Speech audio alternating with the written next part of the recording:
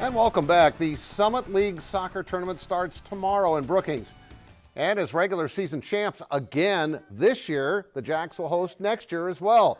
Brock Thompson's team loves playing at home with that grass surface.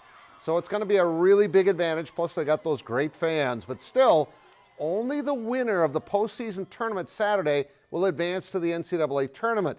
However, the conference is getting stronger. The Summit League's on the rise, but I think we as a league have to raise our RPI a little bit more collectively before we're capable of producing a team that can maintain a high enough RPI based on their non-conference results. And so we're closer. Denver's a really good program. They're a high RPI team. The team has won lots of very close games, and they've been their very best in the second half and in overtime when they've outscored their opponents 20-7. Talking about the RPI, they hosted Arizona State. That's certainly going to help. They hope that great second half play continues tomorrow at 3 o'clock against Omaha. Here's your matchups tomorrow at Fishback Field. 3 o'clock, UNO against South Dakota State. By the way, Maggie Smither named goalie of the year again. Annie Williams, defensive player of the year again. They repeated. That is almost unprecedented. And Smither is still just a junior. Then it's Denver against North Dakota State. That game's at 6. What a great day for the NSIC soccer tournament to start with a game in Sioux Falls. The Augustana Vikings had a quarterfinal home game against Winona State. Rebecca Thorson, watch the header. That's a beauty. That makes it 1-0 in favor of Augie. Now, most of their games are kind of low scoring. Not today. 3 minutes later, Rebecca Gaspert in Augustana takes a 2-0 lead into intermission. It was quickly cut in half on a goal with 30 seconds into the second half, but then Morgan Kierstead would score, and the Vikings had some breathing room, and they would add to that for Brandon Barkitz, capping off the scoring. Alexis Legg, who comes off the bench, her 10th goal of the year. Final was 4-1. Now, even though his team won, Brandon knows they're going to have to play a little better Friday morning in Mankato. Our performance of how we typically play really wasn't what we normally do.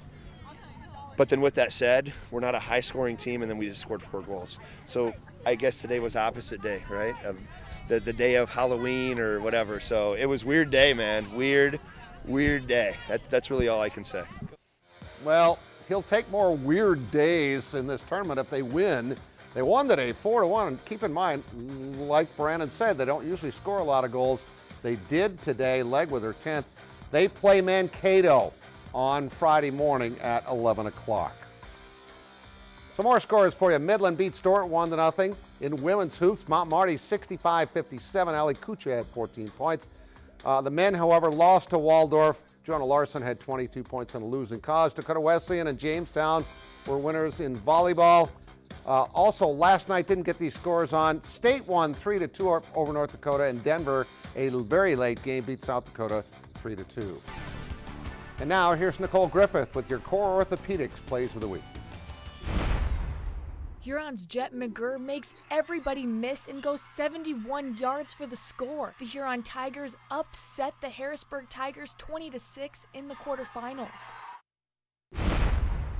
USD's women's cross-country team claims their 5th straight Summit League title behind Megan Bellington's 4th place finish. The SDSU men take home the hardware, placing 7 of the top 9 finishers. And on the individual side, South Dakota's Eldon Warner tabbed 1st place for the first time in program history at the Summit League Championships. USF's McKenna Rockman puts down a statement kill on a statement night as the Cougs sweep the top-ranked and defending national champions, Concordia St. Paul. Washington's Tupac Capella breaks loose for the 52-yard run, making him the all-time rushing yards leader in South Dakota 11-man.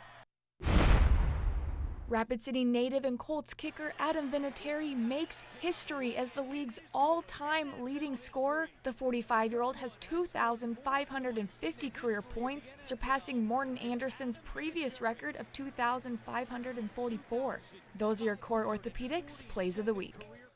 And we're going to finish with just a great story, although Jimmy Butler didn't play tonight to, quote, prevent future soreness. Think about that. To prevent future soreness. I'm never doing anything in my life again to prevent future soreness. But Derrick Rose took advantage of that. And this basket right here would put the Wolves ahead for good. Watch Rose. This is the old Derrick Rose. He had a career-high 50 points tonight. Wolves win 128-125.